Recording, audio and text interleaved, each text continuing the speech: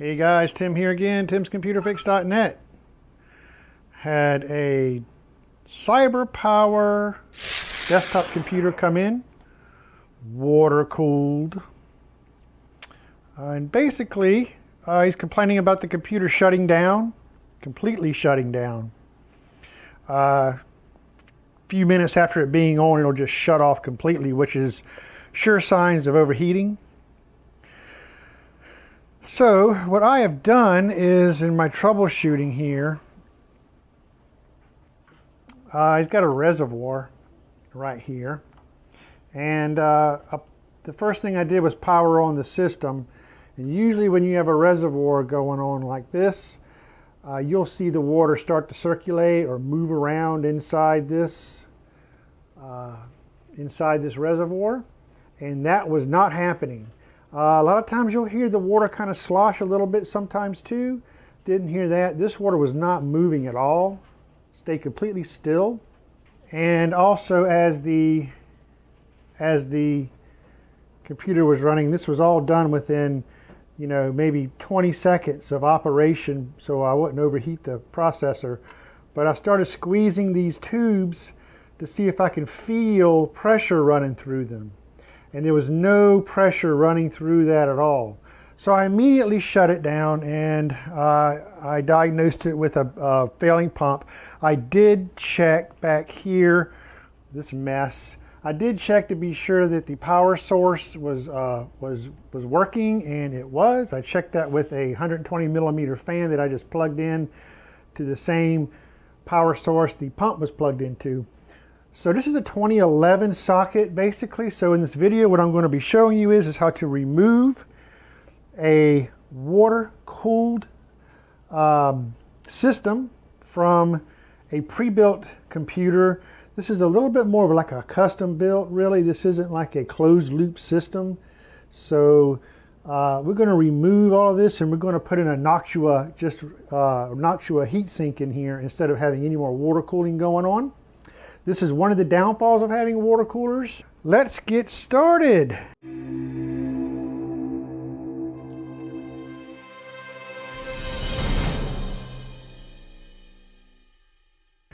Right, so with a little closer look here, guys, you can see here the back side of the pump and reservoir. This is really a whole unit here. Kind of hard to see from this angle, but you can see where the tubing and all runs into that box, which is taken up by 5.5 inch bays on the front of the case here. So, and then you can see kind of where I've unplugged these here. So I'm going to be kind of tucking those out of the way, and also up here you can see the radiator here. That's going to be coming out, and of course this heat sink on this water block here on the processor. My goal really is to hopefully remove this without having to drain anything. Just remove it all as one unit. And then we have I don't know if you can see this, very tough to see, but this cable right here that I'm touching is the power source to the pump. And there's your pump power source right here. So I'm going to pull that back through here like this, unplug it and pull it through. Matter of fact, it might be unplugged. I'll pull this right on through. I'm going to loosen this reservoir pump combo up from the drive bay here with these screws, and I'm actually going to back that assembly out this way. I see some old lighting here. I might have to get out of the way.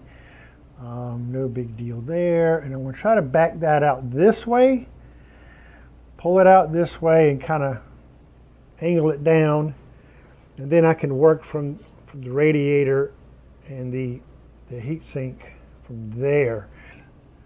I don't know, like I say, I would rather drain this after the fact I get it out of the case. I'll also be watching very closely as I mess with this to be sure I'm not leaking anything anywhere. Of course, this computer is unplugged. But let's try that. Okay, we got a bit of a change of plans here.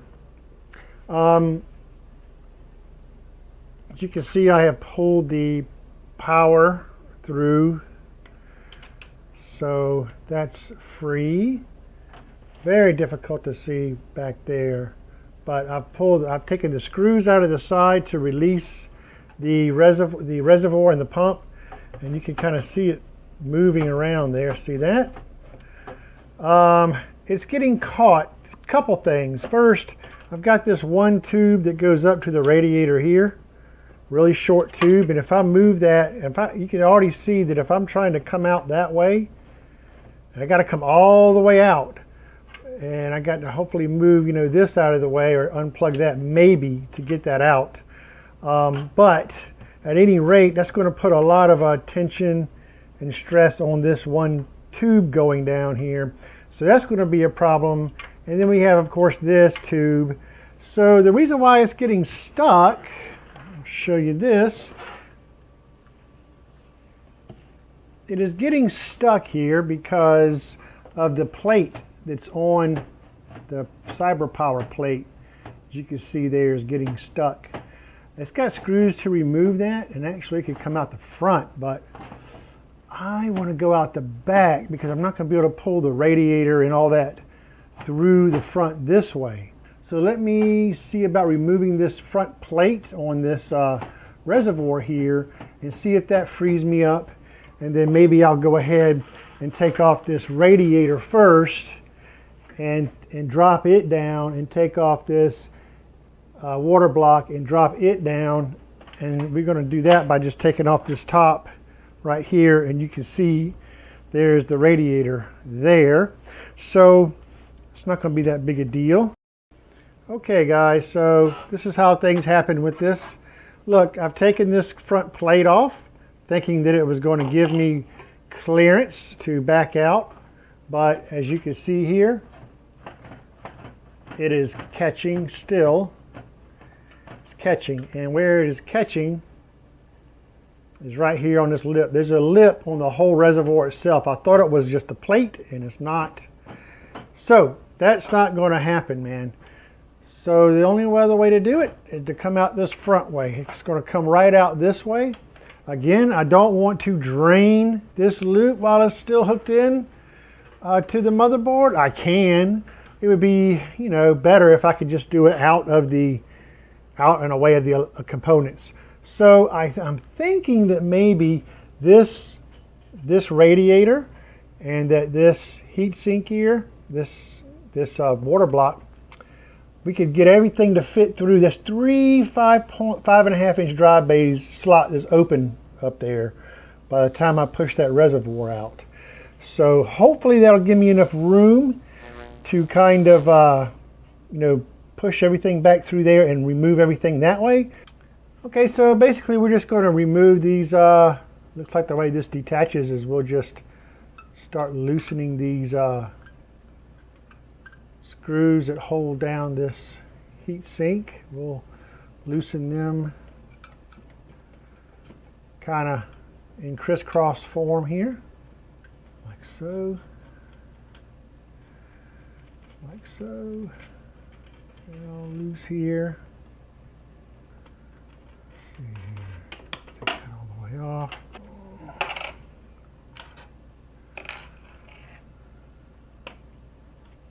Get all those all the way off. We've got some washers here, looks like. There we go. That's tricky. Get stuck here a little bit. There we go. We have those nylon washers falling off. Another one. Okay. Look at the goop on that. Wow. They really wanted to put some compound on that processor. Look at that. Gee whiz. Okay. So see here, we got the loop just hanging here, so no big deal. So the next thing we're going to do is take off the radiator up top. Okay, our next step here is going to be just to basically take off these screws that are holding down this fan, and those screws actually go down and hold the radiator down here. So that's what I'm going to do next.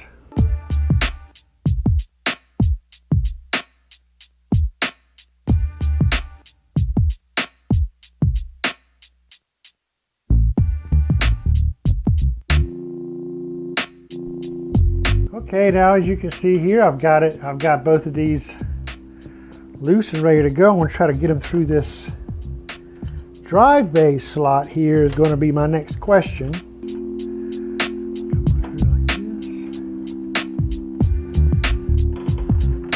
Push everything up, look at there.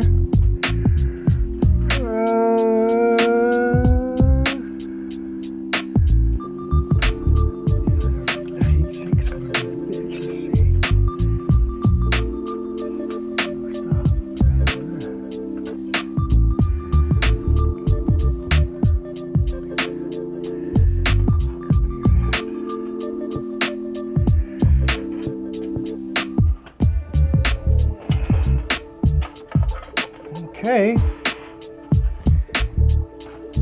so far, slide her right out. Here she is, folks. So as you can see here, we've got the heatsink radiator and the reservoir out.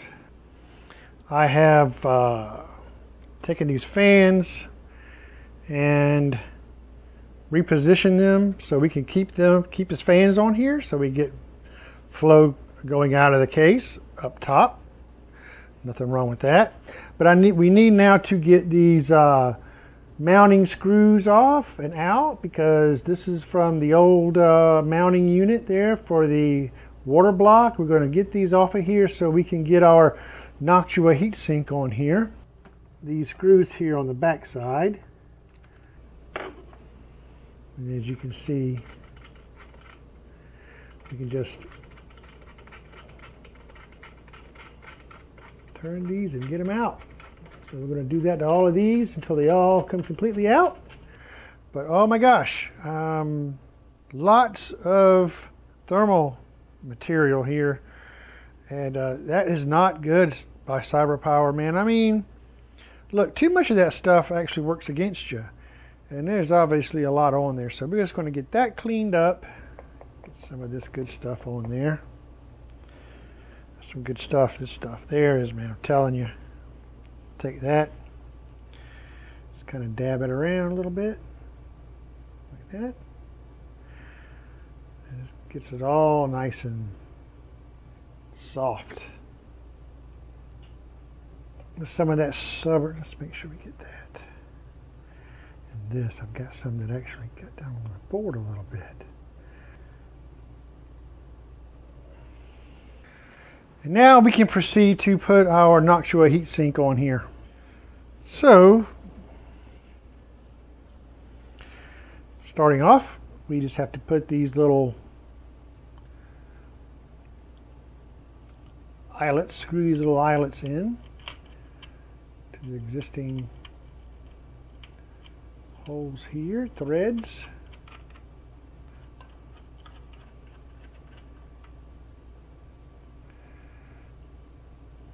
There you go. A nice little hand tight snug, hand tight. And then we have our two mounting brackets here. We can go front to back. We'll try to go front to back. If not, we can go, you know, upwards. Either way will work. So I'm going to try to go like this. There we go. There, and then like this. Front to back flow. There we go. So there's that. Put on these little thumb screws over the bracket.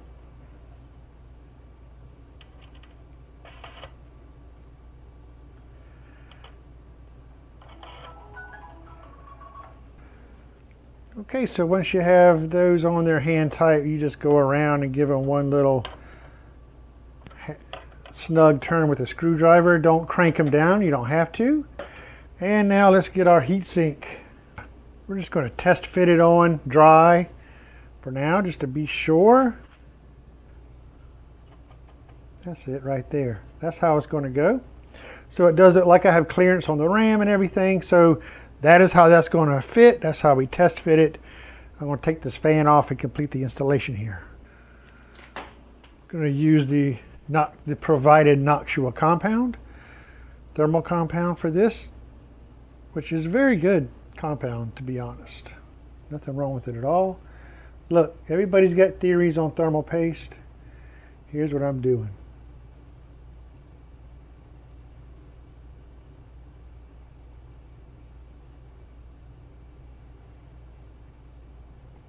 That's it. That's it right there. Okay? Don't forget to take off the plastic cover at the bottom. Position this right over. There we go. Give it a couple little wiggles there.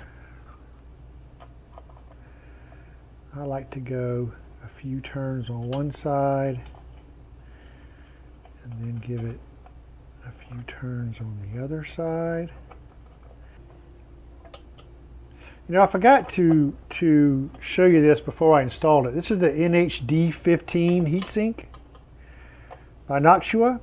And what they've done, I don't know if you can see from your angle, is actually they've cut a notch out of the bottom of the fins, so you won't have that memory being in the way issue that was with the, I think it was the 14, the D14 I believe, which was a major design flaw by Nactua. Their fins would get in the way of some taller RAM, but they've notched out some of these fins at the bottom where the RAM is. I'll try to get you another look at that here. Let's see. Pull you around here, let you have a look.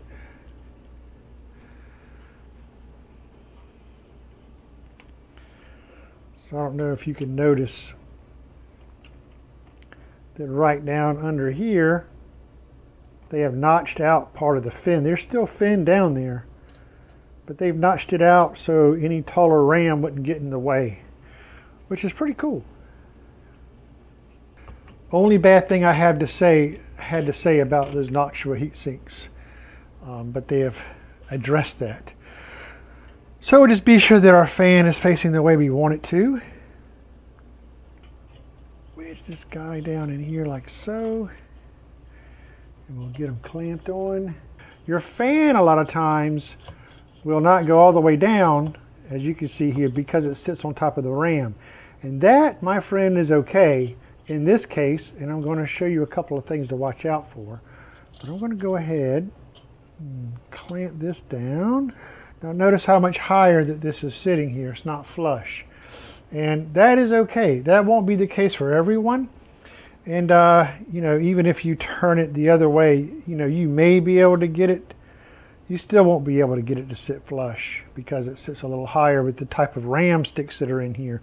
So it does depend on your RAM sticks. You have to know when you put this cover on this door that that's not going to be in your way. So even though the specs say that this is so high, always be sure that there's extra space, because you may end up with a situation like this where the fan doesn't sit all the way flush on the heatsink. Having it like this is just fine. You still get proper airflow, and I'm still able to put my door on here with no issues. Okay, fans are on, heatsink's on. All I got to do is just plug in my heatsink here to the fans. There's two CPU fan headers here. We'll do that. And hey, we'll just put our video card back on here, and we'll give it a whirl, check temperatures. Okay guys, I've got her fired up, got the fan spinning. It's been on for a while. It's been on for a good while. Got it in BIOS. Temps have been upper 20s, low 30s, about 30 C, running in BIOS. I'm going to show you something there, guys. Do you see that crud looking stuff in that glass?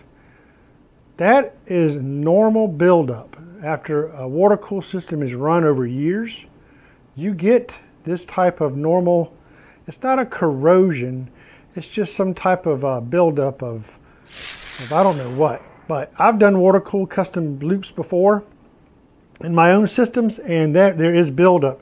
And not only is there buildup there, there's buildup in this block, and there's buildup in this radiator. So we're going to talk about that in our next video. Processor heat sinks like Nactua really gives water cool systems a run for their money, and it begs to differ why.